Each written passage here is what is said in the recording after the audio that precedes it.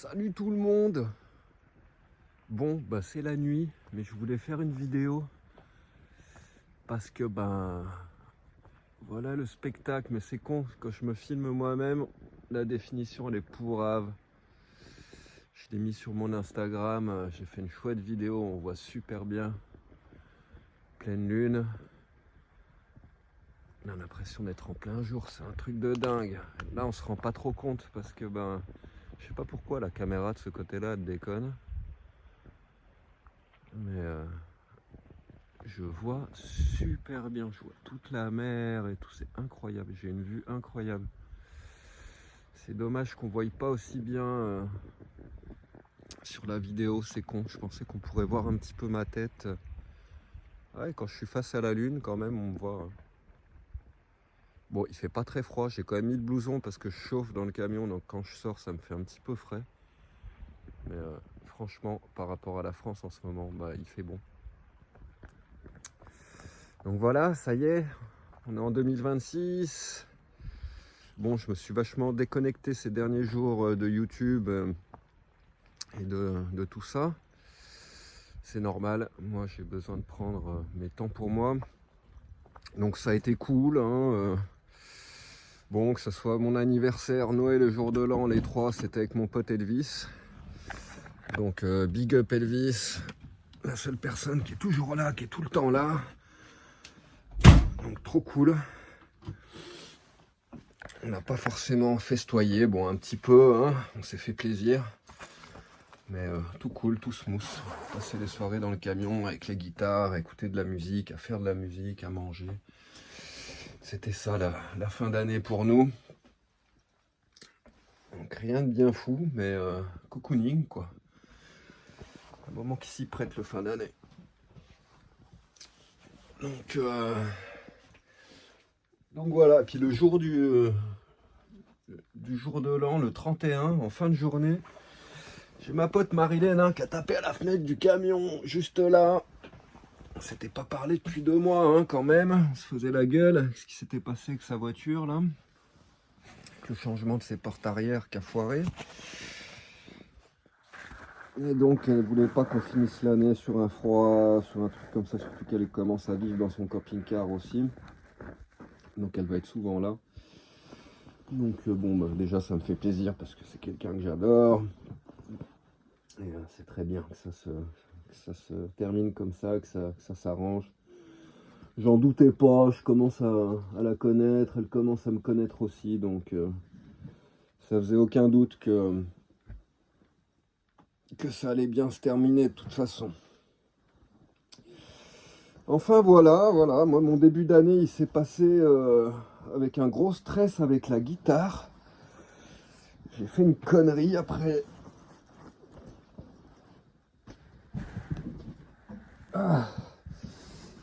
J'ai fait une bêtise avec ma guitare. Ça fait un moment que je remarque que les cordes sont dures, c'est rigide. Bon, je joue avec des cordes en haute tension, donc forcément j'ai des cordes qui font un petit peu mal. Et quand même, j'avais l'impression que les cordes étaient un petit peu trop hautes. Donc j'ai essayé de modifier l'os de tête de la guitare.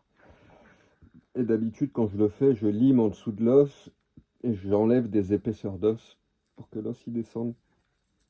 Et là, j'ai eu la joyeuse idée de regarder un tuto YouTube, un mec qui dit, un luthier professionnel, etc., qui te montre comment il fait. Et lui, en fait, il vient limer les rainures dans lesquelles sont encastrées les cordes pour les faire plus profondes. Et grand mal m'en pris, quelle connerie quoi. Franchement, j'aurais pu flinguer, pas flinguer la guitare quoi, mais donc c'est ce que j'ai fait. J'ai écouté son tuto, j'ai fait pareil, au lieu de faire comme je faisais toujours, qui est une technique sûre parce que même si tu limes trop ton os, derrière tu remets un bout de papier en dessous et puis fin de l'histoire. Tu te remets à niveau, c'est pas un souci, mais une fois que tu as touché les rainures dans lesquelles s'encassent les cordes, et tu l'as dans le baba, et j'avais pas réfléchi 2 secondes avant de faire ça. Et puis ça a pas raté quoi, j'ai limé, j'ai machin, j'ai remonté, puis la guitare elle sonnait comme une casserole, il n'y a plus un accord qui sonnait juste, ça sonnait complètement faux de haut en bas. Donc t'imagines bien mon état de stress, des désolations quand il se passe un truc avec ma guitare, pour moi c'est la fin du monde. Donc ce que j'ai fait, j'ai pris l'os, je l'ai enlevé, je l'ai retourné, je l'ai mis dans l'autre sens, je l'ai taillé dans l'autre sens, j'ai refait des rainures dans l'autre sens. Et j'ai récupéré une hauteur de corde comme celle que j'avais avant, donc ça a déjà vachement arrangé le bordel. Le problème, c'est que comme je l'ai taillé de l'autre côté, et ben forcément, le socle, la base sur laquelle il s'appuie, c'est le côté qui était taillé avant et donc qui était plus plat parce que forcément l'os il est biseauté. Et donc, comme il s'appuyait sur un biseau, ben forcément, il penche légèrement. Et même s'il est dans une encoche, calé dans une encoche du bois de la guitare, ça n'empêche pas que comme il est appuyé sur une face en biseau, et ben, il partait pas totalement à la verticale. Ça me faisait un petit décalage. Et à partir de la 7e, 9e cage, j'avais un gros décalage, mais sur toutes les cordes. Alors, curieusement, quand tu jouais des accords, des trucs, ça sonnait super bien parce qu'en fait, toutes les cordes avaient pris le même décalage. Le problème, c'est qu'à l'accordeur, j'étais plus du tout sur les notes sur la fin du manche, quoi. Mais bon, ça faisait un truc quand même super marrant, super sympa. Et donc voilà, j'ai passé 2 jours à me bouffer un petit peu le cerveau, mais bon, pas tant que ça, parce que je savais que j'avais des solutions à portée de main. Si vous voulez, j'ai un pote qui vit ici, qui a la même guitare que je lui ai vendue il y a quelques années, en fait. Qui sert absolument pas, une guitare qui est laissée à l'abandon, qui finit par être toute rouillée, toute délabrée. Là, je l'ai récupérée, il manquait des cordes, les cordes sont montées n'importe comment. Enfin bref, c'est une guitare qui n'a pas joué depuis que je l'ai vendue, qui est laissée abandonnée dans un coin, etc. Donc ce qu'on a fait, c'est que moi j'ai mis l'os que j'ai modifié sur sa guitare parce que lui il s'en fout complètement si elle sonne un peu faux à partir de la 7e, 9e case, puisque de toute façon il y touche jamais à sa guitare. C'est que quand il y a des invités de passage ou quelqu'un qui a envie de gratter, qui la prête, etc., quoi. Et donc pour le coup, j'étais super inquiet ces derniers jours parce que je savais pas si ça allait fonctionner. Ben bingo, en fait, comme c'est le même, c'est exactement le même modèle de guitare, c'est pas tout à fait la même, mais pratiquement. Et donc je me suis pas trompé, c'était bien vu, c'est bien le même os de tête, ou même si c'est pas le même, dans tous les cas, j'ai monté cet os-là et la guitare elle sonne du feu de Dieu.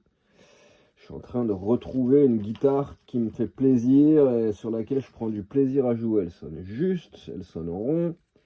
En plus, j'en ai profité pour rechanger ma tension de corde. J'ai remis des cordes de tension moyen-haute, medium-high, en knobloch toujours, hein, c'est mes cordes de prédilection, des cordes de dingue. Si vous ne connaissez pas, vous essayez, vous mettez ça sur votre guitare, vous me direz merci après parce que c'est un truc de fou furieux.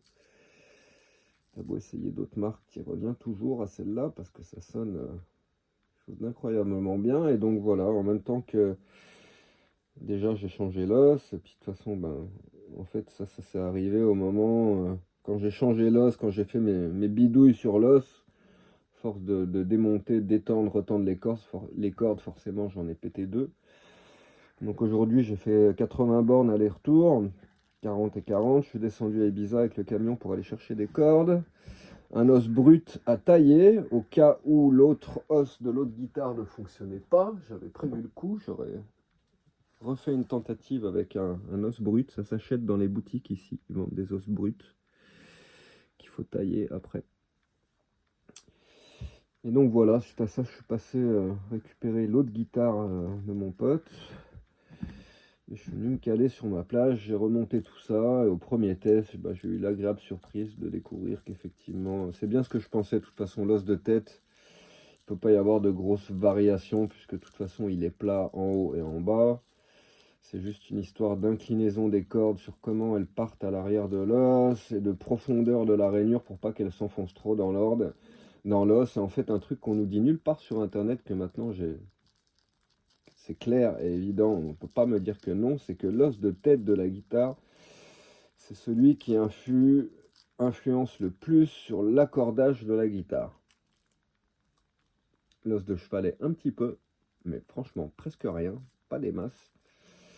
Je le sais parce que j'ai bien bidouillé l'os de chevalet, j'avais beau faire des modifs dans tous les sens, franchement ça ne changeait pas grand chose. Par contre l'os de tête, à peine tu le descends de quelques millimètres, et ça change complètement l'accordage de la guitare.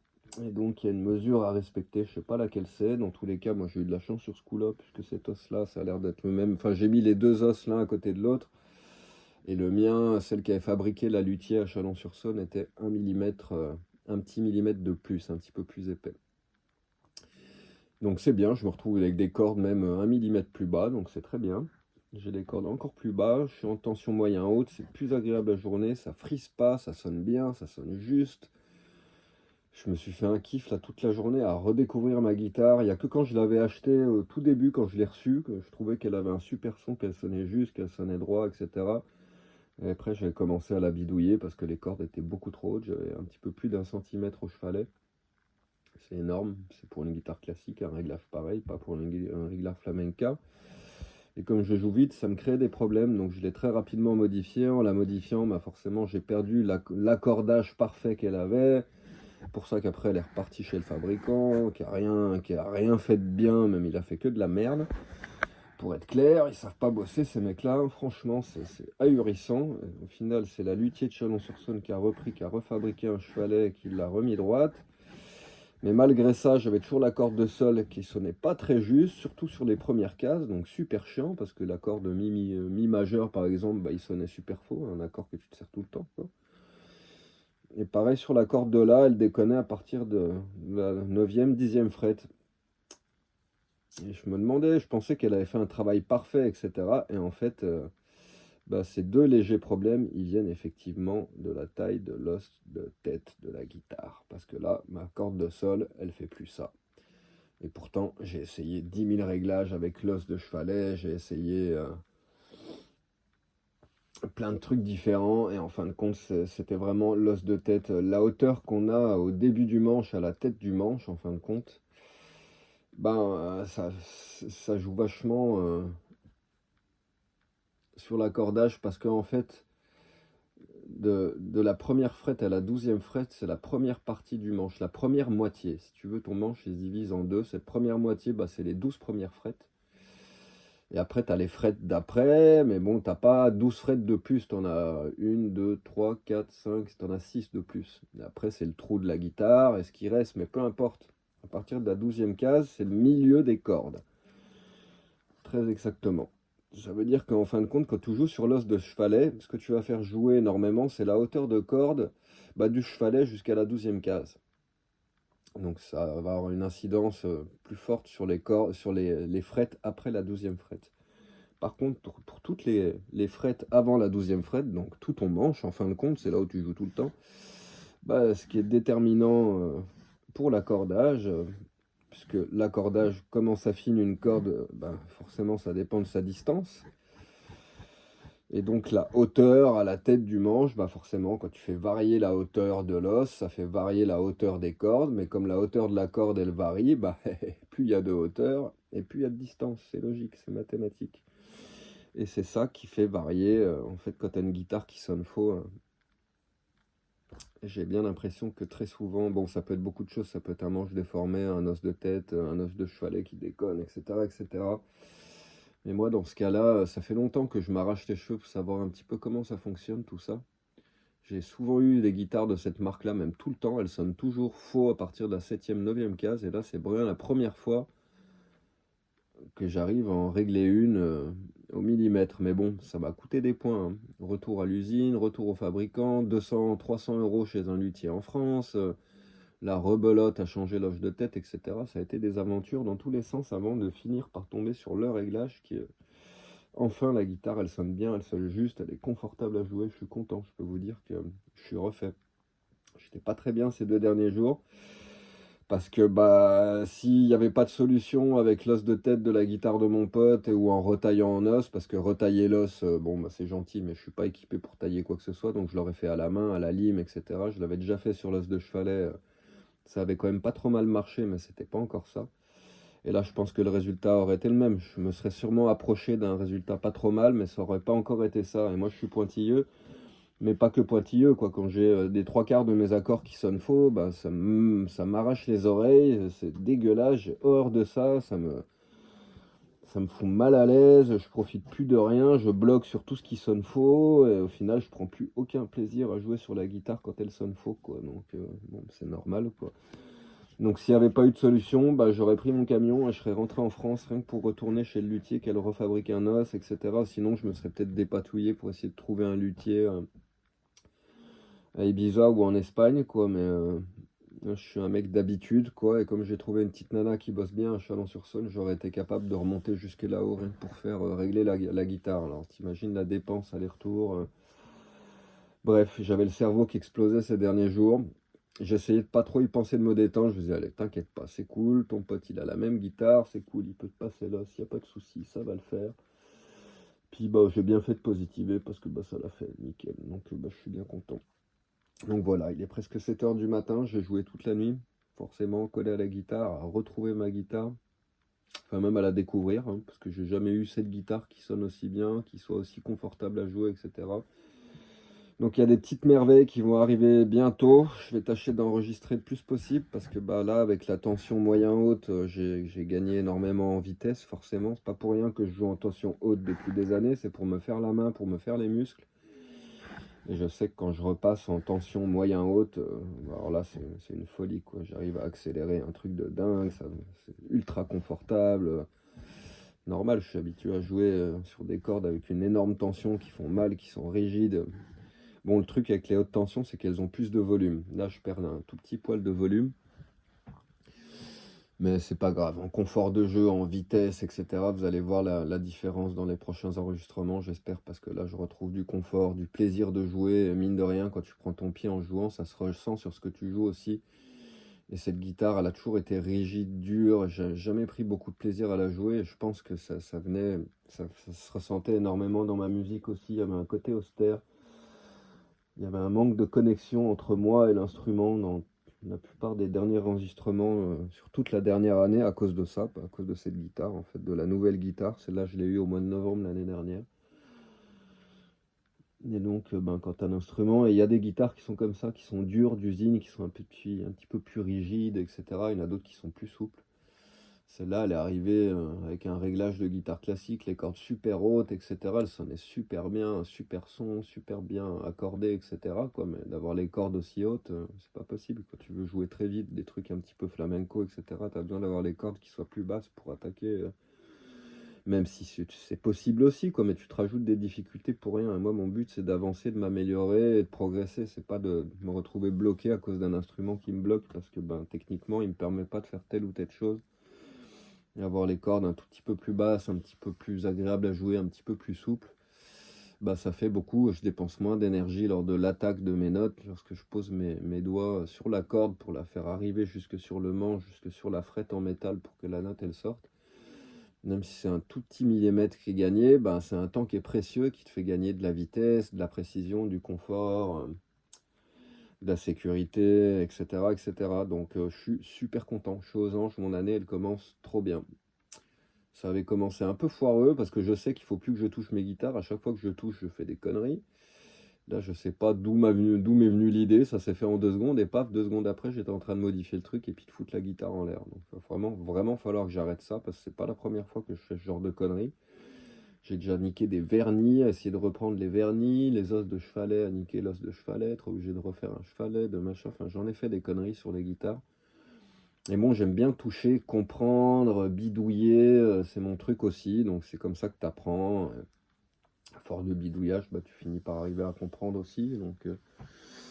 Mais bon, quand tu sais que t'as pas les outils, que t'es pas équipé pour, etc., c'était un petit peu débile de faire confiance à ce tutoriel YouTube. J'aurais mieux fait de le faire à ma manière. Au moins, si j'avais trop poncé l'os, j'aurais remis un bout de papier en dessous et puis fin de l'histoire. Mais bon, là, l'avantage, c'est que ben, l'os que m'a fait la luthier à Chalon-sur-Saône, il était ben, franchement pas mal, quoi. Mais au final, celui que j'ai récupéré sur l'autre guitare, qui est l'os d'origine du fabricant, bah, il est encore plus adapté parce que ça sonne encore plus juste. Et ça m'a rattrapé les deux problèmes sur les deux cordes que j'avais, sur la corde de sol et sur la corde de la.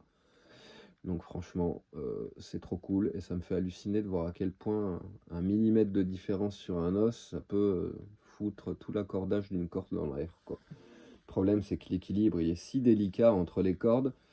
Quand tu as les moindres différences entre les cordes, ben, quand tu joues corde par corde, ça passe, quoi, mais dès que tu fais des accords, c'est la débandade, quoi, parce qu'un accord, c'est un mélange complexe de fréquences qui se croisent, qui s'en mêlent, qui s'amplifient, qui s'annulent, etc., etc.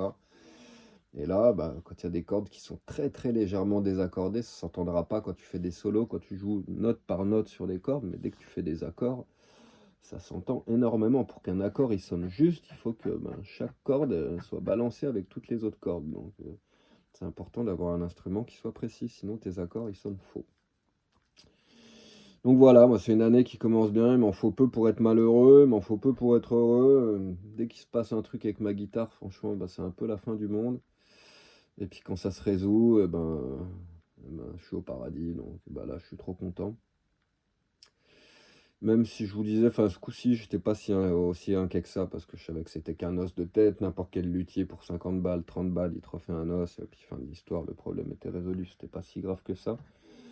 Mais étant à Ibiza, sur une île où il n'y a pas grand-chose, il n'y a même pas de luthier guitare ici. Il y a une luthier, mais qui fait des instruments en métal, je crois, des instruments avant, et il n'y a pas de luthier guitare, quoi. Donc si tu as quoi que ce soit à faire sur ta guitare, tu es bloqué, tu es obligé de quitter l'île.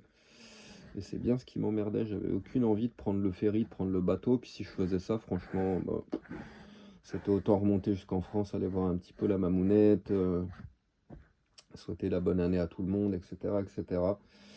Mais ça m'enchantait pas de partir dans le froid avec le camping-car, là. Déjà qu'il fait un petit peu frais ici, mais j'imagine que là-haut, il va faire très très très froid. Donc voilà pour les nouvelles du début d'année, quoi. Beaucoup de solitude, hein. À part Elvis, je vois absolument personne, il n'y a plus personne qui passe ici. Donc c'est des semaines et des semaines sans parler à un humain, à part à mon pote quand il vient. Mais il a souvent des coups de 2, 3, 4 jours où il n'est pas là. Donc c'est souvent des moments où je parle plus à personne, quoi. J'ai plus de conversation avec aucun humain. Et, bah, c'est comme ça, c'est l'hiver, c'est pas mal. Moi, ça me permet de me concentrer parce que quand il y a trop d'activités à l'extérieur, bah, j'ai du mal à prendre les heures dont j'ai besoin pour travailler, pour être sur la guitare, pour bosser, pour avancer et avoir une pratique bien dense et bien régulière. En hiver, c'est beaucoup plus facile pour moi parce que bah, forcément, il n'y a plus personne qui passe à la plage, il y a beaucoup moins de monde. Donc, ben, j'ai pas la tentation d'aller voir les gens, de faire des trucs, donc ben, je passe beaucoup plus de temps à travailler. C'est là où j'avance dans la musique, où je crée le plus, où toutes les nouvelles idées elles arrivent. C'est souvent en hiver que les compositions elles se font. Mais en été, c'est plus là où je vais jouer la musique en fin de compte et en profiter, la vivre avec les gens. Donc voilà, le début d'année comme ça, j'avais l'idée quand je suis arrivé à Ibiza de pas rester trop longtemps, peut-être aller à Mallorca, peut-être descendre dans le sud de l'Espagne, mais ça c'est pareil, je sais pas trop financièrement, je suis au ras des pâquerettes, hein. YouTube, franchement ça tourne pas très très fort, les donations des abonnés pour la musique, etc., etc., c'est pareil, c'est plus qu'au ralenti, j'en ai reçu 2 au mois de décembre je crois, donc je commence à être vraiment très très limité niveau budget, donc ça m'empêche de pouvoir bouger dans le sud de l'Espagne, ou même faire quoi que ce soit. Moi, dans ces conditions-là, je trouve ça un petit peu débile de claquer du bateau, du ferry, du gazole pour descendre, pour au final, en plus, j'y resterai pas, ça serait juste pour passer 2 3 mois. Donc, quand tu as les moyens, ça peut être pas mal, mais là, c'est une dépense que je peux peut-être pas me permettre, même si je sais qu'il y a toute une communauté qui me soutient, qui est là, etc., etc. Mais les choses étant ce qu'elles sont, comme l'hiver, c'est vraiment un moment qui est dédié au travail. Ça ne me sert pas à grand chose d'aller là-bas parce qu'il y aura plein de camions, il y aura plein de gens, il y aura plein de musique. Je passerai plein de temps à jouer avec les gens. Mais au final, j'avancerai très peu sur moi, sur ma composition, sur mon boulot, sur mon truc parce que justement, je serai très dispersé avec toute l'activité qu'il y a en extérieur. Il y a aussi ce côté-là. Alors j'en ai envie, clairement. Ça me manque. Là, je commence à me faire chier à voir personne éternellement. Mais j'essaye de me tenir à cette routine et être le plus productif au final. Moi, du moment que j'ai mon petit camion, ma guitare, un joli paysage, quand je regarde par la fenêtre, il m'en faut guère plus pour être heureux. Ibiza, c'est super beau, c'est sympa aussi. Il y a plein de gens cool. Ça tient qu'à moi de me motiver un petit peu, de bouger, de sortir si j'ai envie. Ça sert à rien d'aller chercher midi à 14 h, quoi. Je sais très bien comment c'est le sud de l'Espagne. J'ai déjà passé en hiver. Je sais que c'est cool, mais je sais que là où je suis, c'est cool aussi. Sinon, j'y serais pas. Et quelque part, cet isolement, bah, je le recherche, quoi, parce que c'est dans cet isolement que naît toute ma créativité, que c'est là que je prends toute ma force, et même tout mon trait, la personne que je suis, elle se crée, elle se développe, elle se déploie dans le silence, dans la solitude. Donc, le silence, c'est mon temple, c'est la base sur laquelle je crée aussi, quoi. Je peux pas jouer de la musique s'il y a du bruit autour, ou s'il y a même des musiciens qui jouent avant, ça m'enlève toute l'inspiration. C'est comme un peintre, il commence sur une page blanche. Moi, c'est pareil, le silence, c'est avec ça que je commence à créer. C'est mon outil de travail, le silence. Je modèle le silence avec la musique, en fin de compte. Donc cet isolement me va bien, c'est choisi, c'est aussi pour ça que je sois là, c'est parce que c'est très isolé, et que hormis en été où il y a pas mal de gens qui passent, en hiver il n'y a plus un chat, je suis protégé du monde, de la civilisation, de tout ce bordel ambiant, de toute cette folie, de tout ce... Et c'est pas un mal. Moi je reste concentré sur ce que je fais, sur ce que j'ai envie de créer, sur ce que je crée, sur ce que j'ai envie de devenir, sur la musique que j'ai envie de créer, sur la forme que j'ai envie de lui donner. Et je pense que c'est vraiment le plus important puisque c'est ça qui me rend le plus heureux. Voilà, donc ben, début d'année tranquille, cocooning, musical, en isolement total. Donc il y a beaucoup de gens qui me parlent de ça, de solitude, qui se sentent seuls, etc. etc. Mais une copine qui me disait ça il y a quelques jours, ça allait pas, elle se sentait seule. À chaque fois que j'ouvre Instagram, que je regarde ses stories, elle est toujours en train de faire des jams, des machins, aller faire des événements, des trucs. J'ai envie de lui dire, mais tu ne sais pas ce que c'est d'être seul, quoi. Passer 10 jours en isolement, sans voir personne, etc. Enfin, être tranquille face à toi-même. Les gens, ils savent plus du tout, quoi. À peine ils passent un jour ou deux tout seuls, c'est la fin du monde, quoi. Là, c'est des semaines, des semaines, des semaines. J'ai passé tout l'été tout seul. Le mois d'août, j'ai passé un mois sans parler à un humain pendant un mois en entier. J'étais dans les montagnes jusqu'au 1er octobre, quoi, sans voir presque très peu d'humains. J'ai eu aucune discussion avec personne, quoi. Avec mon pote que je suis allé voir en Ariège quand je suis passé manger chez lui, la petite nana que j'avais connue dans le Jura au début de l'été, au mois de juillet, on a passé 2 semaines ensemble, mais hormis elle et puis lui, j'ai parlé à personne, j'ai eu aucune discussion avec un humain de mi-juillet jusqu'au 1er octobre. Bon, seule discussion, mais c'est pas une discussion, c'est quand j'allais acheter ma bouffe, tu passes à la caisse, bonjour, carte bleue, oui, un sac, non, au revoir, voilà. Mais ça, c'est pas une discussion, ça fait pas office de discussion. Je pourrais parler à une machine, ce serait pareil, quoi. Donc ça a été long, je pensais qu'en arrivant ici, j'aurais un petit peu plus de vie sociale, de contact, mais quand je suis arrivé en arrière-saison, la saison était déjà en train d'être largement terminée, bah forcément, il y en a plein qui s'en vont, il y en a plein qui partent en voyage, etc., etc. Donc je suis arrivé en plus en mode, la fête était déjà finie, donc forcément, j'ai fait quelques des événements que je connaissais déjà, là où les potes font des trucs, etc., pour voir un petit peu les mêmes cercles, les mêmes têtes, etc. Donc au final, bon, j'ai rien raté non plus. Et donc, ça a été quand même ma surprise de me retrouver aussi rapidement isolé, même si je savais que ça allait arriver rapidement, mais ça arrivait encore plus rapidement, l'isolement.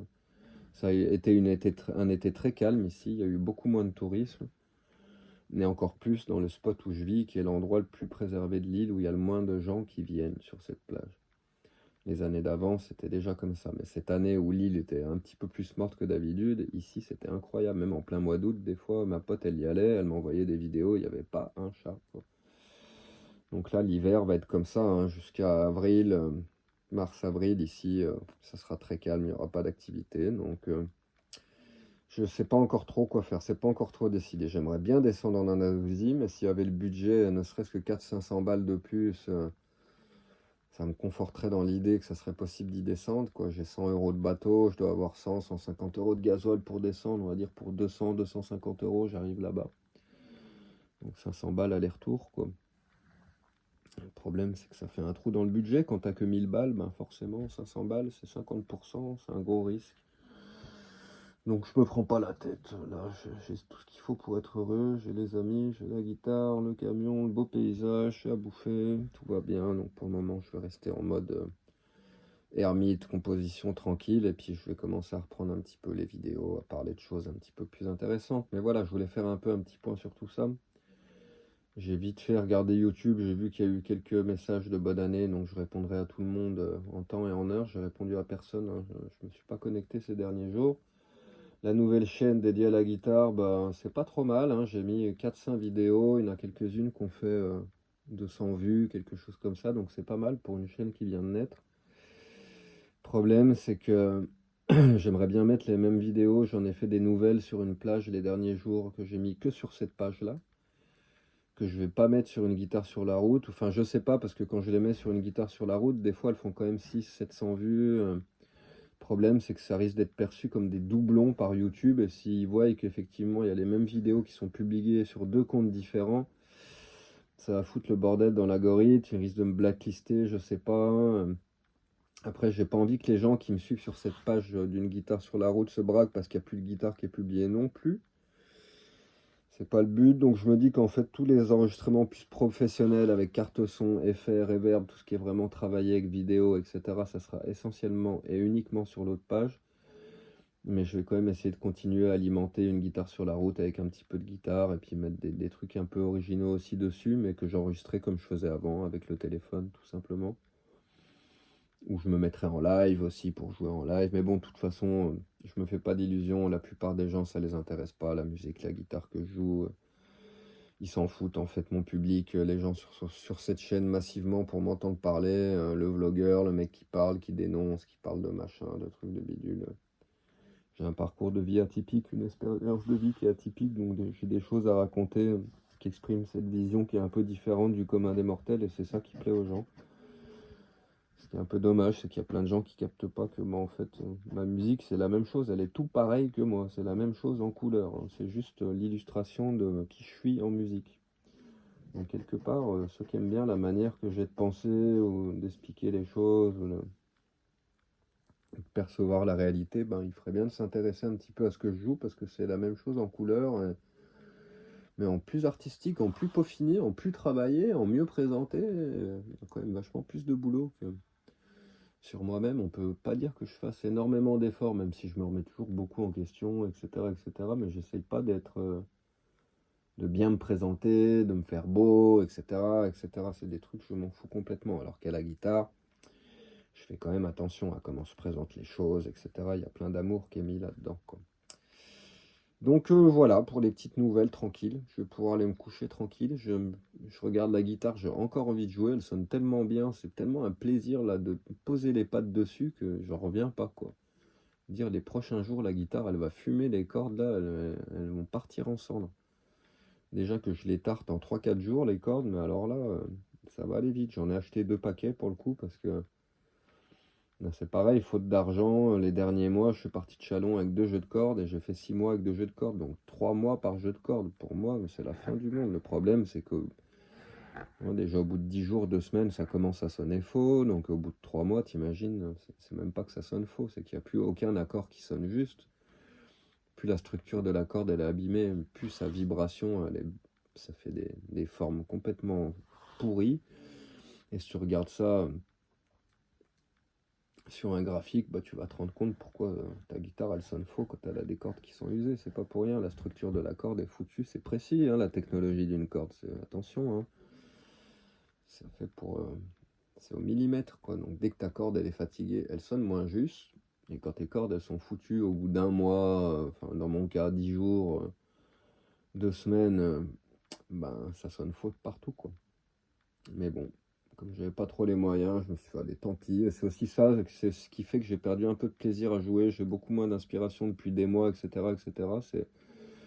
C'est un tout, quoi. Moi, l'instrument, j'ai besoin qu'il sonne bien pour me connecter à son son, parce qu'il faut que chaque note, ça m'inspire quelque chose, que ça me provoque quelque chose, quoi. Donc quand la note, elle est pas belle, ou quand l'accord, il est pas juste, ou si la guitare, elle est dure à jouer, etc., c'est plein de facteurs qui peuvent te quitter facilement le plaisir de jouer.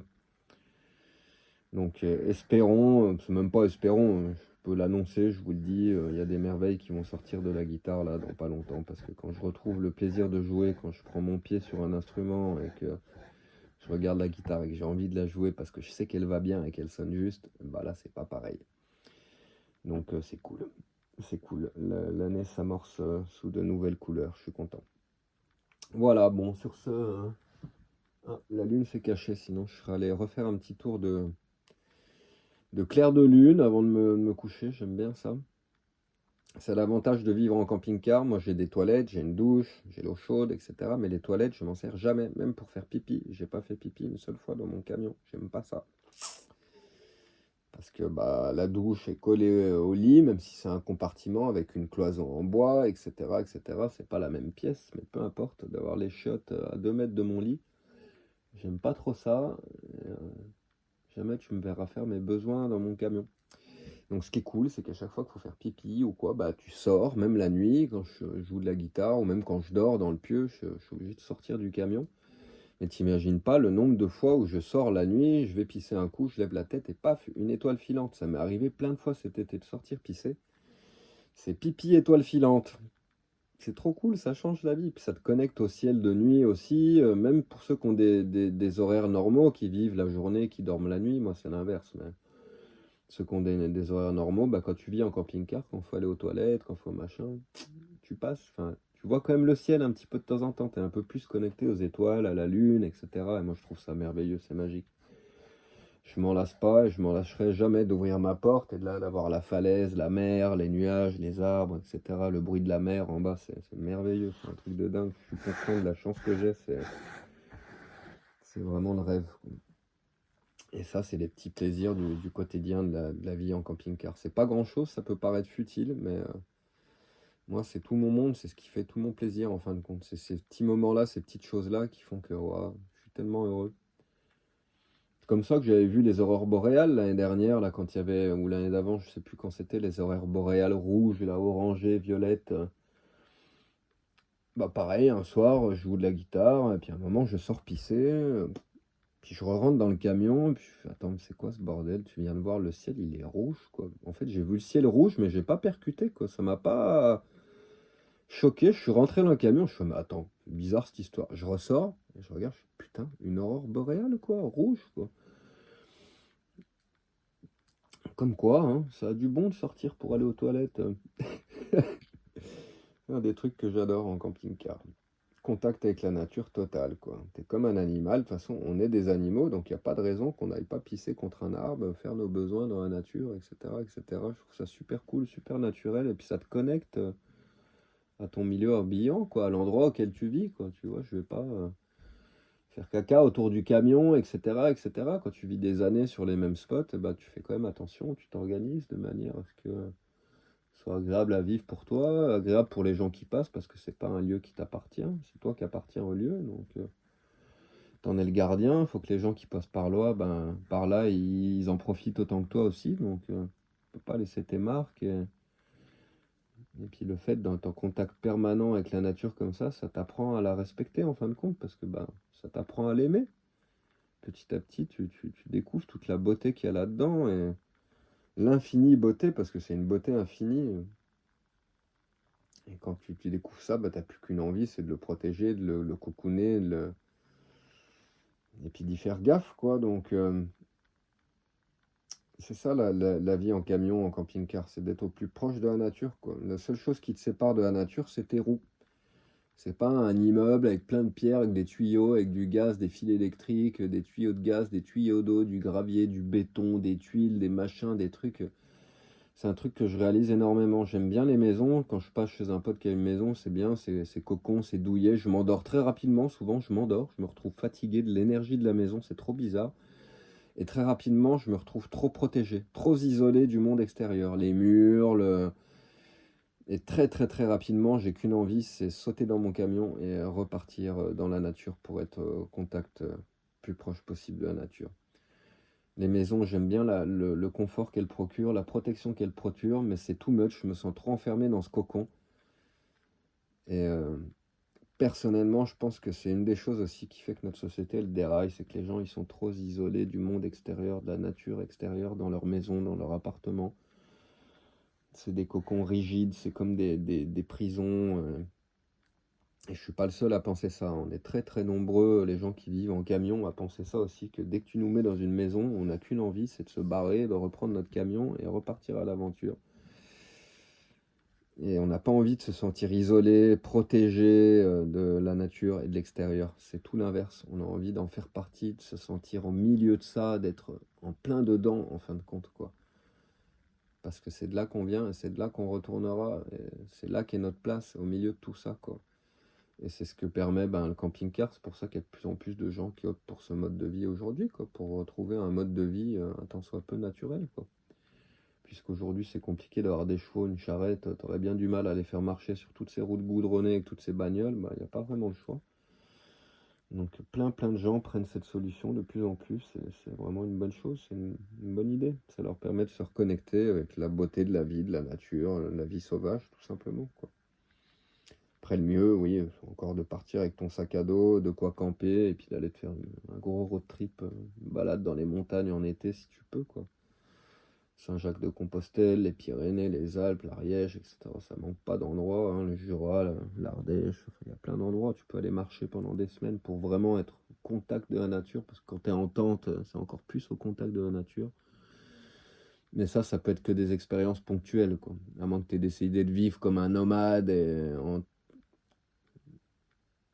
total éloignement du matériel, etc. C'est encore possible, mais tu vas avoir une vie dure et très simplifiée matérielle. Et pour ceux qui veulent préserver une vie matérielle un tant soit peu normale, tout en privilégiant le contact avec la nature, bah, la seule solution, la meilleure solution, ça reste celle du camping-car. Il y en a qui vont me dire oui, non, la maison à la campagne ou en montagne, au milieu de la forêt, de machin. Oui, mais ça reste une maison, même si elle est adaptée, même si elle est belle, même si elle est noyée dans une forêt, dans machin, dans un écrin de verdure, etc. Toujours est-il que quand tu es dans cette maison, tu es vachement isolé de l'énergie de la nature à l'extérieur. Et ce qui se passe dans ces maisons, c'est souvent, ça va souvent de pair avec ce fait-là. Souvent des énergies qui sont bancales, qui sont denses, qui sont trop accumulées, qui sont pas assez ouvertes, qui sont pas assez fluides. C'est l'énergie de la maison. C'est comme un temple, à part il héberge qu'une famille, et pas une communauté, pas un village, pas un machin. Il abrite un noyau toxique, qui est ce qu'on nous a vendu hein, depuis un bon moment maintenant, quoi. Que tu peux être heureux tout seul dans ta maison avec ta famille, mais c'est pas vrai. Tu seras bien plus heureux dans une tribu, dans un village, avec une petite hutte, une petite cabane, et puis un tipi communautaire où tout le monde puisse se retrouver le soir, jouer de la guitare, jouer de la musique, des percus autour du feu, faire du thé, manger, des espaces communautaires où les gens se retrouvent naturellement, sans que ce soit une salle des fêtes, un truc géré par la mairie, par machin. Non, non, non, un truc géré par les gens, tu vois, dans leur tribu, dans leur village, etc., etc. Et là, les gens étaient heureux. Puis quand ils ont commencé à séparer les gens, les familles, à les mettre comme ça dans des apparts, dans des maisons, etc. Enfin, les gens s'y sont mis d'eux-mêmes aussi, hein, faut pas croire, quoi. Il y a beaucoup de déformations qui sont arrivées de là. En fin de compte, c'est là que les gens ont commencé à oublier que l'autre, il était important à ton bonheur, que le bonheur des autres est tout aussi important que ton bonheur. Isolés dans leur maison avec leur famille, leurs enfants, leur voiture, tout leur bien-être matériel, ils ont perdu ça de vue. Et le camping-car, c'est délicat comme sujet parce qu'on est nombreux en camping-car ou en camion à être très isolés, à avoir pas beaucoup d'amis qui nous visitent, qui passent nous voir. Quand j'étais à Châlons pendant des mois, etc., des potes qui sont passés me voir au camion, qui se sont arrêtés 1 heure, boire un thé, etc., jouer de la guitare. Il y en a eu zéro. Même mon soi-disant meilleur pote, au mieux, il est passé à la porte 2 minutes 30 et puis il se barrait, quoi. Mais les gens, ils pensent pas à ça, que c'est ton chez-toi, que ça fait plaisir de recevoir, etc. Et c'est là que tu te rends compte qu'en fin de compte, bah, les gens, ils sont comme ça, quoi. Tu vois. Souvent, ils viennent pas te voir pour toi, ils viennent te voir passer un moment dans ta baraque, on dirait, quoi. Sérieusement, quoi. Moi, s'ils venaient me voir pour moi, ben, ils viendraient, ils se poseraient, on jouerait de la guitare, etc. J'ai mis une annonce sur Instagram il y a quelques jours. Les amis, si quelqu'un a envie de venir avec son bouquin, passer l'après-midi, écouter la guitare pendant que je joue, que je bosse, tu te poses, tu joues, tu bouquines, tu fais ton truc. Il n'y a personne qui est venu, les gens, ils y pensent pas, ils s'en foutent. On est dans une société individualiste, égoïste, où chacun pense plus qu'à sa gueule. Et le problème, c'est qu'en camion, en camping-car, bah, souvent les gens se disent pas bonjour, en fait. Bon, nous, sur ces spots-là, quand il y a un camion qui arrive, souvent on va les voir, ou souvent, il y en a qui font l'effort, qui viennent dire bonjour, etc. Mais c'est pas la majorité, bien loin de là. La plupart, c'est des ermites qui ont envie d'être peinards, qui ont envie d'être tout seuls, donc ils se garent et puis ils restent dans leur coin. Si tu vas pas les voir, ils viennent pas non plus. C'est ça, 99% du temps, en réalité. Euh, donc souvent, on est aussi très, très, très isolé. Bon, on rencontre quand même beaucoup de gens parce que forcément, on est très souvent en extérieur. Et puis bon, bah moi, quand je vois qu'il y a un mec qui est cool, qui est posé, je vais dire bonjour, je vais parler, je vais machin. Si j'ai besoin d'un truc, je vais demander. Pareil, si c'est une nana, si je vois une petite nana sympa qui arrive en camion, si elle est mignonne, je vais aller lui parler, je vais pas me gêner. Mais si elle est pas mignonne aussi, j'irai peut-être pas dans le même but. Ouais, je suis un homme, je suis désolé. Et donc, oui, l'isolement en camion, il peut souvent devenir problématique parce que là, pour le coup, bah, t'es pas en appart, t'es pas en ville, t'es pas machin, tu peux pas aller au bar du coin, tu peux pas aller au truc du coin, t'es en camion, t'es isolé et quand t'arrives plus à communiquer, t'arrives plus à socialiser, soit parce que t'es dans des lieux qui le permettent pas ou qu'il n'y a pas d'activité, qu'il n'y a pas de truc, soit parce que ça vient de toi et que tu as un blocage, et ben là, le camping-car, ça aide pas. Tu te retrouves isolé dans une bulle, et j'en vois plein qui sont dans cet isolement, et qui se rendent même pas compte qu'ils sont dans cet isolement, qui sont devenus complètement asociaux, complètement ermites, quoi. Donc, moi, même si je suis un vrai ermite, j'aime bien être tout seul tout le temps, quoi, mais j'aime bien les gens aussi, j'aime bien parler aux gens. 50-50, quoi. Le reste du temps, il faut que je sois tout seul. Par contre, le reste du temps, j'aime bien être accompagné avec des gens, etc. C'est trop cool, quoi. Donc, mais bon, oui, en camping-car, c'est pas évident. C'est pour ça qu'il y a un mec là, ils ont inventé une application pour que les gens puissent se retrouver en camping-car, regarder sur la carte où sont les autres camping-caristes, etc. Se parler, communauté, parce qu'il y a un vrai problème de solitude, d'isolement. Et que les gens, ils ont oublié ça, quoi. T'arrives sur un spot, il y a des autres camions, bah tu tapes à la porte, tu vas dire bonjour, quoi. Surtout si on a que deux ou trois, quoi. Va dire bonjour, même si les gens ils te plaisent pas, si des dettes qui te reviennent pas au final, etc. Ça peu importe, au moins tu auras dit bonjour, tu auras lancé le premier truc. Ça, moi souvent c'est ce que je fais, hein. Je passe, je dis bonjour, discote 2 minutes, puis allez ciao, je te laisse, je vais faire mon truc, je continue ma life, mais je viens dire bonjour, quoi. Tu vois, je suis pas là pour venir discuter pendant 40 minutes, puis en plus il y a plein de gens, moi je tombe souvent sur des profils comme ça, à peine tu leur parles, te déballent toute leur life d'un coup, et là c'est parti, toi tu deviens une éponge, tu es là pour éponger tous leurs mots, et ça c'est pas possible. Donc maintenant quand quelqu'un il fait ça, bah, je le coupe rapidement, je me casse. Mais même quand je vais saluer quelqu'un, j'oublie pas que la personne elle était peut-être pas, moi c'est souvent le cas dans le camion, je suis souvent dans des moments où j'ai pas envie de voir quelqu'un, je suis en train de faire un truc, et c'est là qu'il y a un pote qui tape à la fenêtre ou à la porte, etc. Puis il y en a quelques-uns en plus, ils tapent à la porte, et ils ouvrent la porte, quoi, ils attendent pas que j'ouvre, quoi. Ils tapent et ils ouvrent, ils savent que je suis là, ils ouvrent la porte, quoi. Rien à foutre, quoi. Donc moi, quand je vais dire bonjour aux gens qui viennent d'arriver ou quoi, bah, je vais dire bonjour, j'ai un truc, machin, mais avant de même sentir si ça les fait chier ou pas, je libère l'espace, quoi. Je viens juste saluer, dire bonjour, bienvenue, etc. Et puis fin de l'histoire, on se verra après ou pas, s'il y a des affinités, si on a envie de faire de la musique, si machin, si truc, enfin bref, quoi.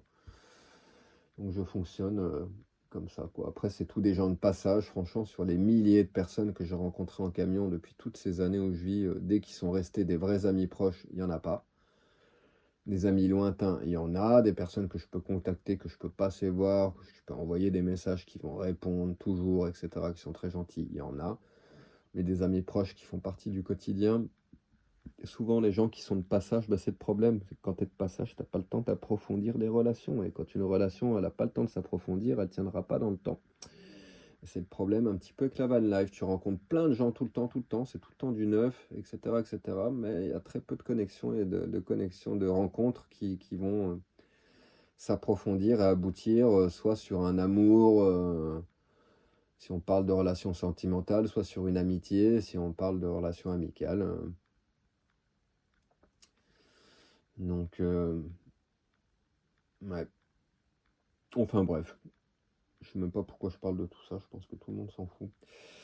Enfin voilà, je voulais partager un petit peu tous ces trucs-là. Mon bonheur, de la guitare qui va bien, surtout, parce que franchement, c'est trop cool. J'ai failli faire une vidéo tout à l'heure, je dis, allez, fais la vidéo, mets le téléphone. Quand je commençais à bidouiller sur les deux guitares, un machin, un truc, puis je me suis dit, non, non, non, non, non, non, ça c'est sacré, c'est personnel, j'ai aucune envie que les gens y voient ce que je suis en train de faire. Non, non, je garde mon jardin sacré, etc. Puis je voulais vraiment être connecté à la guitare dans ce truc-là, dans une énergie qui soit propre et peut pas dans la publicité de machin, aller faire une vidéo qui fasse des vues pour que les gens y voient comment je bidouille la guitare, de machin, de truc. Non, rien à foutre là, il fallait que je sois concentré sur mon truc, même si ça aurait été certainement très pédagogique et très intéressant pour certains. Il faut savoir des fois quand il faut arrêter de se mettre online et quand il faut préserver ta vie privée et puis tes moments. Puis là, c'est même pas vie privée, c'est ma guitare, quoi. On s'en fout, y a rien à cacher, quoi. Mais c'est quelque chose de particulier pour moi. C'est quelque chose de très sacré, très, très important. Et c'est si important que je peux pas me mettre en live et puis détourner l'attention de ce que je suis en train de faire parce qu'il y a des gens qui sont en train de regarder. Ce serait une grande stupidité de faire ça, quoi. Et un manque de respect total pour mon instrument et pour mon art, en fin de compte, quoi. Donc, bah, j'ai fait ça dans mon coin. Voilà, voilà, voilà. Bon, j'essaierai de mettre ça en ligne. Je ne vais même pas le faire maintenant, c'est pas la peine. Il n'y a presque pas de réseau. J'ai eu du mal à regarder mes films ce soir. Donc j'espère que demain, et sinon je me déplacerai demain pour aller mettre ça en ligne. Et puis je ferai sûrement une autre vidéo plus intéressante aussi, etc., etc. Voilà, voilà, voilà. Bon, bah, je vous envoie plein d'amour. N'oubliez pas que pour soutenir ma chaîne, il y a toujours un petit lien PayPal. Vous avez juste à cliquer dessus. Vous pouvez faire une donation si le cœur vous en dit et si les finances vous le permettent. Ça m'aidera beaucoup. Ça soutiendra surtout la musique et puis la création de tout mon projet musical avec cette vie nomade, ermite, isolée du monde de la société. Et c'est dans cet éloignement, dans cet isolement du monde que toute ma créativité, elle naît, que toute ma création, elle prend sa source en fin de compte. Donc j'ai besoin de cet isolement. Mais forcément, j'ai besoin d'argent aussi pour manger, pour mettre du gasoil, du gaz, pour continuer à avancer. Et ça, c'est vous qui le permettez depuis le mois d'août. Donc ben, croisons les doigts pour que ça puisse continuer encore longtemps comme ça. Parce que c'est vous qui permettez désormais pleinement, même entièrement, intégralement à cette musique de développer, de grandir sans que j'ai trop de stress économique par-dessus. Je vis pas comme un milliardaire, hein, c'est souvent 200-300 € par mois avec ce que me donne YouTube et puis vos petites donations par-ci par-là. C'est pas énorme, mais avec ça je vivote, je survis comme je peux, je mange pas énormément. Mais ça suffit pour être heureux, pour être en bonne santé, pour être bien, avoir la guitare qui tourne. Et que tout aille bien. Donc espérons que ça puisse continuer comme ça, mais rappelez-vous bien que c'est un échange d'énergie entre vous et moi. Donc même si la musique est plus hébergée gratuitement sur cette page, elle l'est sur l'autre. Donc vous avez juste à aller faire un petit tour sur l'autre profil. Et l'avantage, c'est que l'autre profil, il n'est pas monétisé, alors qu'une guitare sur la route, elle est monétisée. C'est-à-dire que quand je mets des vidéos de guitare, il y a des pubs. J'en mets pas pendant les vidéos de guitare parce que je veux pas que ça vous bousille l'écoute. Je suis gentil, mais quand je fais ça, je gagne 0 sur la vidéo. C'est bien le problème. Bref, j'ai résolu le problème. J'ai ouvert une nouvelle page juste pour la guitare, mais cette nouvelle page, tant qu'elle n'aura pas atteint 1000 abonnés, je sais pas combien d'heures de visionnage, etc. Donc on est loin du compte. J'ai à peine 100 abonnés pour le moment. Donc tant qu'elle ne sera pas monétisée, il n'y a pas de pub. Enfin, j'espère qu'ils ne foutent pas des pubs d'ailleurs sur mon contenu qui n'est pas monétisé, parce que ça veut dire qu'ils mettraient des pubs qui gagnent des thunes sur mon contenu, mais qui ne me donnent rien. Donc j'espère qu'il n'y a pas de pub. Donc voilà, bon, on n'est pas à cette page. Cette panne, elle va être fournie, nourrie en pensée philosophique, en événements, en moments avec les amis, etc. Enfin bref, toute ma life, ça reste sur une guitare sur la route. Il y aura aussi encore un petit peu de guitare à droite à gauche. Je peux juste pas mettre les vidéos de guitare en doublon sur les deux pages.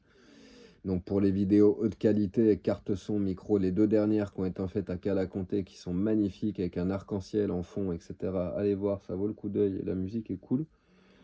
Bah, c'est là-bas que ça se passe. Je peux pas mettre ces deux vidéos sur cette page-là parce que sinon c'est du doublon, ça va être vu comme du spam et YouTube il va me bloquer tout ça. Tu peux pas mettre les vidéos en doublon. Donc voilà, je me mettrai en live sûrement dans la semaine pour alimenter avec un petit peu de guitare live la page. Et puis, je ferai sûrement des vidéos courtes de guitare de temps à autre, etc., pour que ça reste quand même une guitare sur la route. Mais bon, je vais essayer de garder ce fil-là d'une guitare sur la route, quoi. Camping-car, voyage, camion, guitare, etc. Après, pour la page professionnelle pour la musique, vous entendez bien que c'est important que j'ai une page de guitariste qui soit dédiée uniquement à ça et pas à la van life. D'ailleurs, le fait d'être tellement parlé, j'espère que je suis pas en train de me tirer des balles dans le pied, là, à me mettre sur YouTube, à faire tout ça, à parler, à dévoiler ma vie, mes pensées, ma vie privée, etc., etc., etc. Chose que les musiciens font pas parce que bah forcément, ça enlève une partie de rêve. Et les gens, bah t'as pas forcément envie qu'ils te connaissent. Moi, je veux qu'on me connaisse pour ma musique. Je veux que les gens, ils connaissent ma musique. Je m'en fous qu'ils me connaissent moi. Si tu veux me connaître, tu me connaîtras jamais tant que tu ne seras pas assis à côté de moi et qu'on passera pas des heures ensemble, quoi. Donc ça c'est du virtuel. Ce que je veux vraiment que les gens ils connaissent de moi, c'est ça, c'est ma musique en fin de compte. C'est ça que je veux vraiment. Et j'espère que de tellement parler, c'est aussi ça, c'est que bah, pour le coup quand tu parles, tu illustres des idées, et puis bah forcément, déjà que la musique, ça met jamais tout le monde d'accord, mais si en plus je divise mon public, puis s'il y a des gens qui aiment bien la musique, mais au final se barrent parce que ben j'ai dit telle ou telle chose, ça dessert peut-être pas forcément mon projet musical d'avoir ça sur YouTube, parce que derrière, il y a toute ma vie qui est dévoilée, enfin il y a plein de trucs privés, etc., etc. Donc c'est peut-être vraiment pas une bonne idée en fait ce que je suis en train de faire. Ce que je me dis depuis des semaines, voire des mois, c'est que c'est un peu la solution de simplicité. Ok, je vis grâce à YouTube, je fais des vidéos, des machins, mais il y a un prix à payer pour ça. Je travaille pour la bête, pour le système, pour YouTube, qui fait partie de ces mêmes boîtes de merde que sont Facebook, Meta, Insta et toute cette mafia d'enfoirés qui pourrissent la planète et puis tout le reste. Donc j'ai déjà un problème de conscience avec ça. Et puis en plus de ça, eh ben, il y a ça, c'est qu'en tant que musicien, tu sais, tous les musiciens connus que tu connais, etc., tu ne les vois pas parler comme ça, t'expliquer leur vie, te montrer leur quotidien, etc. Non, ça reste jardin privé, justement. Parce qu'ils peuvent pas dévoiler ça, sinon ils vont perdre toute une partie de leur public. Les gens vont se rendre compte qu'ils sont normaux et qu'ils sont comme eux, etc. Donc, garder une part de mystère, de rêve, et puis même de vie privée, de jardin privé, d'espace dans lesquels ils peuvent se retrouver, c'est important. Parce que moi, si demain la musique elle fait mouche, que je commence à être un petit peu connu avec la guitare, etc., ben, j'aurai plus aucune vie privée, quoi. Ma musique elle sera publique. Il y aura la chaîne YouTube où les gens ils pourront écouter toute ma life, tout mon passé, etc.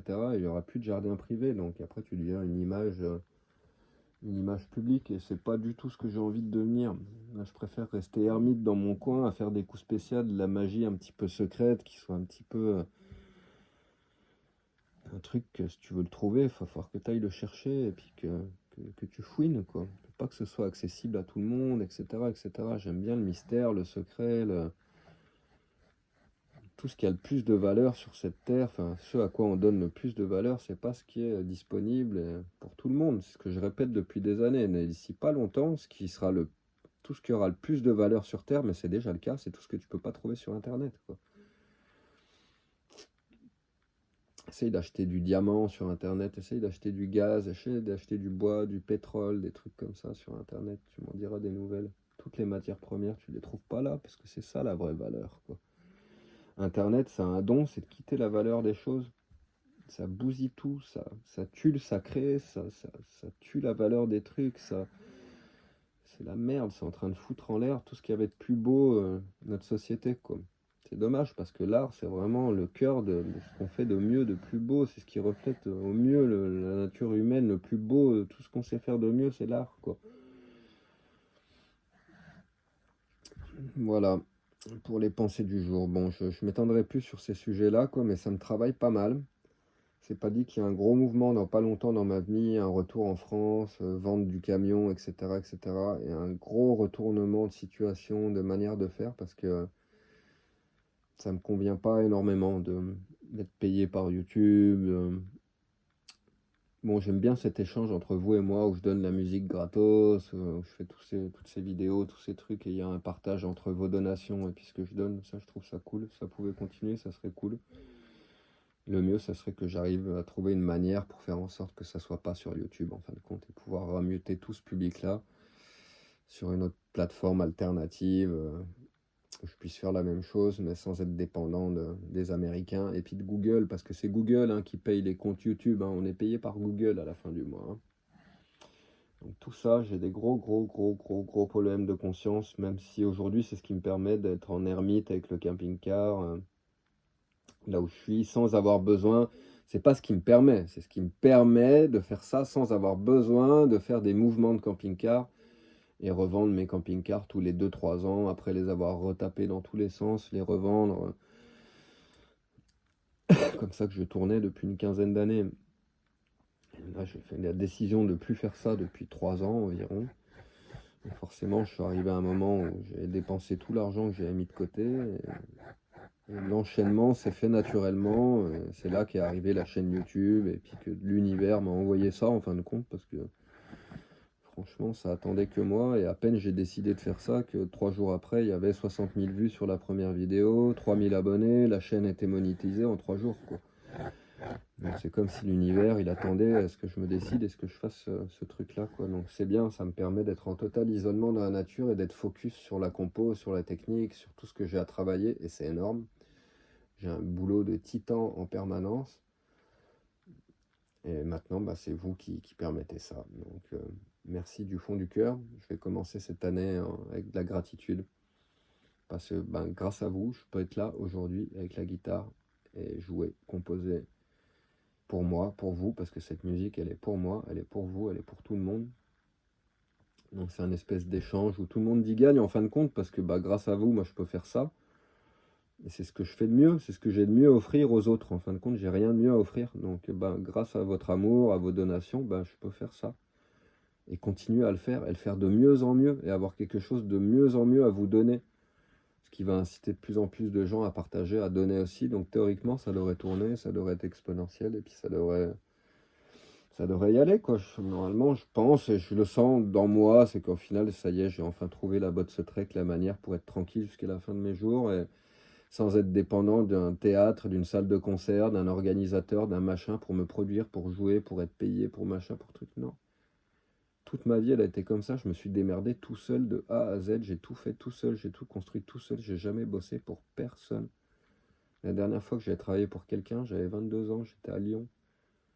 Et j'ai vite compris que j'étais pas fait pour ça. Moi, je suis un créateur, je crée tout ce que je fais, tout ce que. Enfin, j'ai besoin de comprendre les choses, donc pour les comprendre, je les crée. Les Sagittaires, on est comme ça, on est des créateurs en puissance.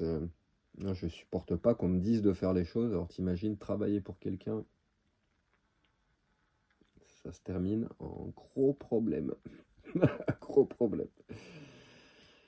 Donc voilà, je me suis toujours bidouillé comme j'ai pu, à droite à gauche, par des moyens comme j'ai pu. Je m'en suis toujours sorti comme j'ai pu. J'ai jamais manqué de bouffe, j'ai jamais eu d'abondance non plus, hein. J'ai jamais été millionnaire, j'ai jamais eu énormément d'argent, mais suffisamment pour vivre, pour manger, pour voyager un petit peu à droite à gauche, etc., etc. Enfin bref. Et bien m'en pris, parce que bah, ça m'a permis de continuer à travailler ma musique tout au long de ma vie, même si je gagnais pas d'argent grâce à elle. Bah, j'ai toujours trouvé, en fait, je me suis toujours évertué pour trouver des manières des business, des trucs pour gagner de l'argent et que ça me prenne le moins de temps possible pour avoir tout mon temps pour la musique. Donc même quand je gagnais de l'argent en faisant des travails, des machins, des trucs, bah au final, le peu que je gagnais, ça partait là-dedans quand même. Ça partait dans la guitare, ça partait dans la musique, parce qu'en fin de compte, je travaillais pas pour mettre des sous de côté, je travaillais pas pour m'acheter une voiture, je travaillais pas pour avoir un appart, pour avoir une maison, non. Je travaillais juste pour avoir suffisamment sur le compte bancaire pour pouvoir me prendre le plus de temps libre possible pour pouvoir travailler la musique et pour pouvoir le travailler avec amour et sans pression financière. C'est le problème qu'ont tous les artistes, et ça, vous en êtes pas conscient. C'est dur d'être un artiste, quoi. Il faut travailler par amour, par passion pour l'instrument, pour la musique, pas pour l'argent, mais très rapidement, tu es face à un dilemme financier. Il faut bouffer, il faut payer les factures. Tu fais comment? Quand tu passes 8 heures par jour à bosser, tu peux pas jouer, tu peux pas travailler ta technique. C'est pas possible. C'est pas possible, tu peux pas travailler 8 heures par jour puis te taper un décathlon le soir quand tu rentres chez toi, c'est mort, tu n'avanceras jamais, tu produiras jamais. Donc tous les artistes ont fait tous le même choix.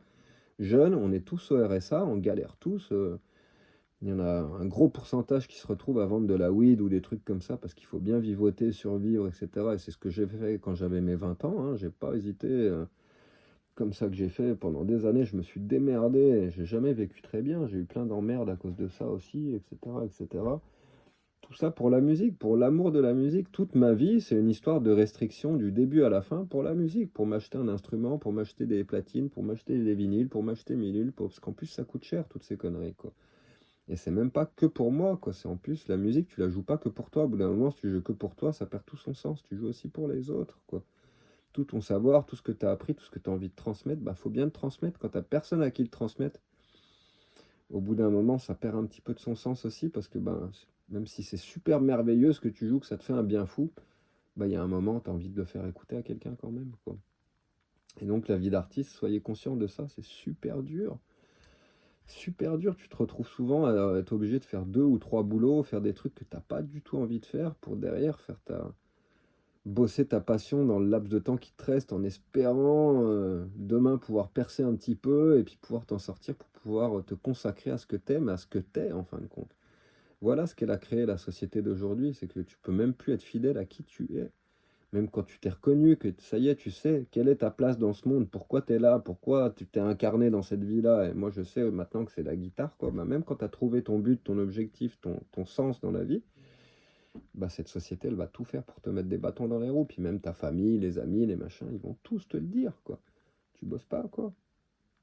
Tu bosses pas. Maintenant, tu bosses pas. Quand tu es 12 heures par jour sur la guitare à t'éclater le cerveau, les doigts, les mains, l'âme, le cœur, etc. Parce que tu as l'impression de pas progresser, parce que c'est dur, que ça fait mal. Et machin. Maintenant, c'est clair, tu bosses pas, quoi. C'est clair. C'est clair, c'est pas un travail. Par contre, être assis devant un ordinateur à vendre des billets de la SNCF, ah bah ça c'est valorisant, quoi. Ah ouais, donc c'est clair, toi qui es là à bosser sur ta guitare, t'es un vaurien en fait, quoi. Et le pire, c'est que tous ces gens qui critiquent, quoi, bah, ils vont au cinéma, ils regardent des films, ils écoutent de la musique, ils sont bien contents d'avoir leur art parce que sans ça, ben, leur vie, elle serait pourrie. Comme la vie de tout le monde, sans l'art, la vie, elle serait bien triste. Et si les gens, ils reconnaissaient ça, s'ils valorisaient ça, toute notre société, elle serait différente. C'est pas des politiciens qui nous dirigeraient, ce seraient des artistes, quoi. Et on mettrait l'art à sa place. On serait pas comme des troubadours, comme des vauriens, comme des machins, non. Ça devrait être ça, la plus haute caste, les artistes. Et ouais, c'est ceux qui envoient du love, ceux qui envoient de l'amour, ceux qui sacrifient leur vie pour leur instrument. C'est ça qui devrait être la plus haute caste, le plus haut niveau de la civilisation, de la société, de notre gouvernement, de machin. C'est les artistes. Nous, on est capable de se priver de vêtements, d'alimentation, de machin, de trucs, rien que pour vous faire rêver avec des notes.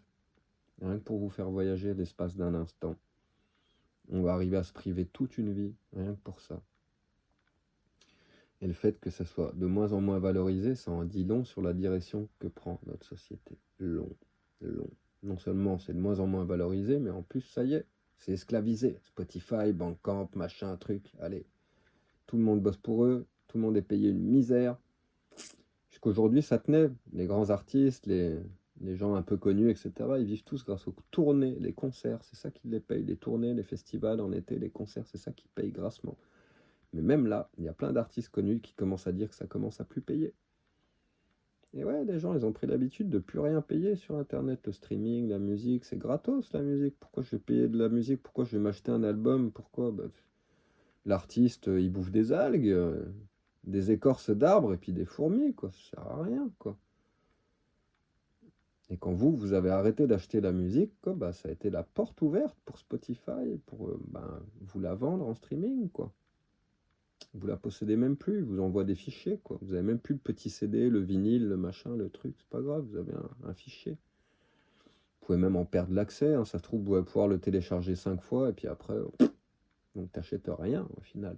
Puis nous, en plus, on n'a rien, ils payent une misère les artistes. Par contre, eux, ils deviennent millionnaires, puis après, ils vont financer la guerre en Israël, les armées, les armements, toutes ces merdes, parce que c'est tous les mêmes connards, quoi.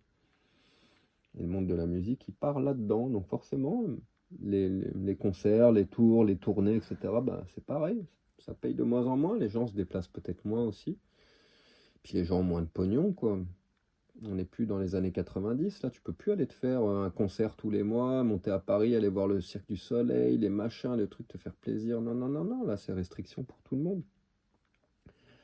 Là, on commence à en arriver au stade où tu te demandes si tu peux te permettre d'aller te faire une pizzeria. J'y pensais tout à l'heure, j'avais envie d'une pizza, puis très rapidement, je me suis dit, mais tu vas aller dépenser 18 euros dans une pizza? C'est même plus 15. Moi, je suis resté au franc. 15 balles, c'est 100 francs. 100 francs, une pizza, quoi.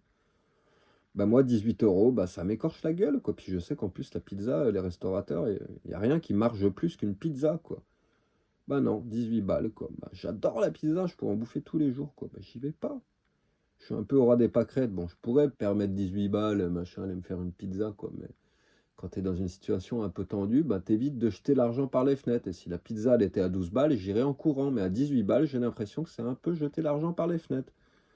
La pizza, en 10 minutes, elle est bouffée. 10 minutes, 18 balles. Moi, en 10 minutes, je gagne pas 18 balles. Quand je vais jouer de la guitare dans la rue, j'y passe 5-6 heures. En 5-6 heures, je fais entre 20 et 60 euros. Donc la pizza, eux, ça leur prend 1 minute 30 pour faire la pizza, 5 minutes pour la cuire, quoi.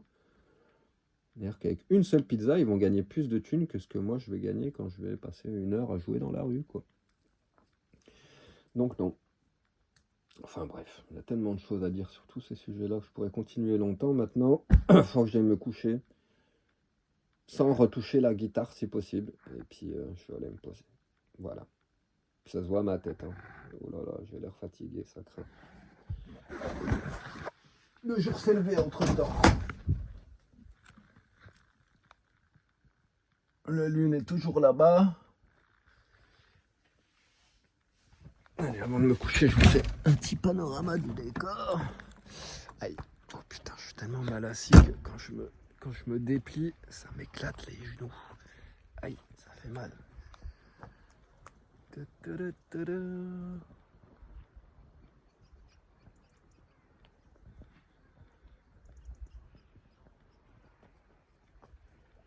Ah, c'est trop calme. Il n'y a pas une vague. Ça clapote. Du clouc, clouc, clouc, clouc, clouc, clouc, clouc. Pas de vent. Mer, elle est toute plate. Ça va être une belle journée. Je vais essayer de me coucher, dormir quelques heures, 4-5 heures, me réveiller vers midi 13 heures pour pas me perdre tout le soleil. Enfin et voilà, Big Buddha va bien. Ça c'est bien un truc qui me rend content, ce camion.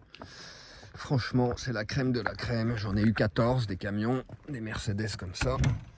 Mais alors celui-là, il me complique pas la vie. Au contraire, il me la facilite. Je suis vraiment reconnaissant pour ça aussi. Voilà, voilà. Bon, je vous souhaite un bon début d'année à tous. Bon début 2026. Qu'est-ce que je peux vous souhaiter? D'être présent. C'est un des plus beaux souhaits que je puisse vous faire. C'est de rester dans l'instant présent. Et puis, ouais, rester dans l'instant présent, tout simplement. Sans vous perdre à trop regarder le futur ou à vous perdre à rester dans le passé, etc., etc. Essayez d'être dans le moment, dans l'instant présent. Profitez des petites choses simples de la vie. Et puis, voilà, que le chemin soit agréable à parcourir. Et pas seulement agréable... putain, j'en perds mon français comme j'ai souvent l'espagnol en tête, je pense souvent en espagnol. Donc, des fois, j'arrive plus à trouver les mots en français, c'est marrant. Qui soit attrayant, enfin, qui soit. Ah putain, j'arrive pas, c'est quoi le mot en espagnol? Entretenido.